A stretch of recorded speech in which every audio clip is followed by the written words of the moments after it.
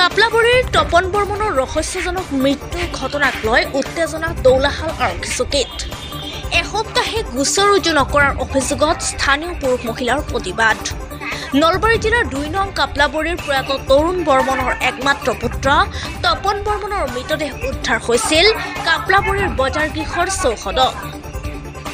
আজি এসপ্তাহ উকলি যোৱাৰ পিছতো আৰক্ষীয়ে পোষ্টমৰ্টম ৰিপৰ্ট নোলোৱাৰ অজুহাতত গোচৰ ৰুজু নকৰাৰ অভিযোগ উত্থাপন কৰি এনেদৰে উত্তাল প্ৰতিবাদ সাব্যস্ত কৰে পৰিয়ালবৰ্গই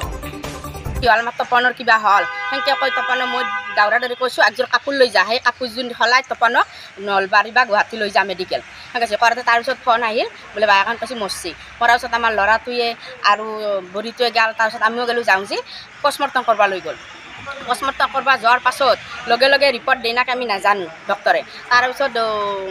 কৈছে ছাৰ আমিলৈ কৈ আছে বোলে এনা কথা ৰিপৰ্ট অহা নাই এসপ্তাহ পাছত আমি ৰিপৰ্ট আহিলে আজি এসপ্তাহ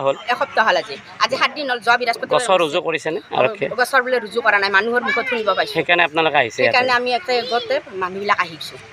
আৰু গোটেই গাঁৱৰ আপোনালোকৰ ইটা হত্যাকাণ্ড কোন হ'ব কি ঠাইখিনি আপোনালোকৰ কি কয় কাপলাবৰী বুলি কয় কাপলাবৰী কয় আৰু যি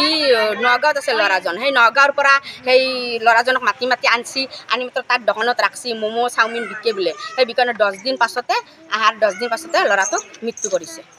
মই এইখিনি জানো আৰু সেইকাৰণে হেমন্ত মামাক কাব কৰিছোঁ হেমন্ত মামা যাতে আপুনি দোষীক শাস্তি দিব লাগে আৰু দুখীয়া মানুহ আমি অসমত থাকিব নালাগে নেকি ধনী হ'লে নহ'ব ল'ৰাজনৰ দেউতাক নাই নেকি ল'ৰাজনৰ দেউতাক মৰবা 7 মাহ হ'ল 7 মাহত ল'ৰাজনৰ 6 মিলি গৈছে যোৱাৰ পাছত ল'ৰাটো 6 মিলি কৰিলা কৰি বছৰকে যোৱা নাই বছৰ কি নাযাতে ল'ৰাজনক মাৰি মৃত্যু কৰিলে অকলশৰীয়া ল'ৰা এজনে ল'ৰা 3টা বায়েক সেই বায়েকৰ মাজত একমাত্ৰ কিমান মৰমৰ ভাই আছিল সেই ভাইজন মৰিছে বাক তিনিটা কেনেকৈ থাকিব মাকজনী কেনেকৈ থাকিব অকলে এতিয়া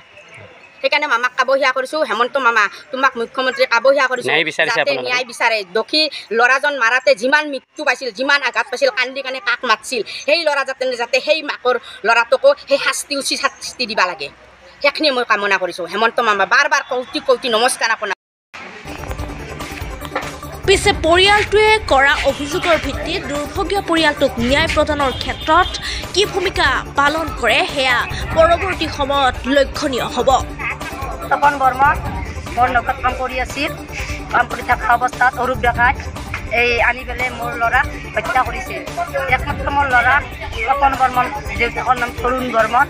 মোৰ নাম বিজু বৰ্মন এই ল'ৰাজনক হত্যা কৰিছে এতিয়া মই একমাত্ৰ জানো অৰূপ ডেকাই হত্যা কৰিছে মোৰ ল'ৰাক হত্যা কৰিছে মোক ন্যায় লাগে মোক উচিত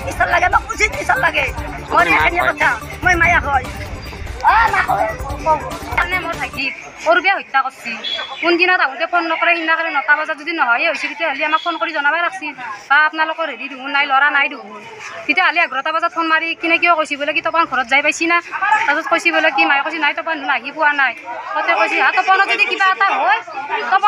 এটা হয় ৰিক্স ল'ব নোৱাৰোঁ সি তেতিয়াহ'লে কিয় এনেকৈ কওঁ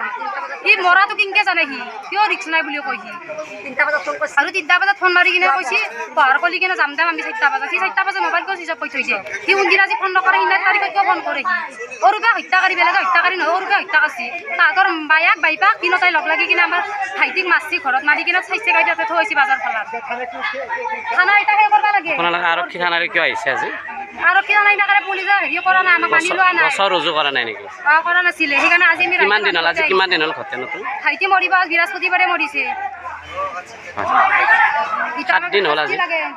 অৰূপে কিয় তুলি আনিব পৰা নাই অৰূপক কিটা লাগে অৰূপক আমাৰ ৰাইজৰ মানুহ এটা সেই কৰিব লাগিব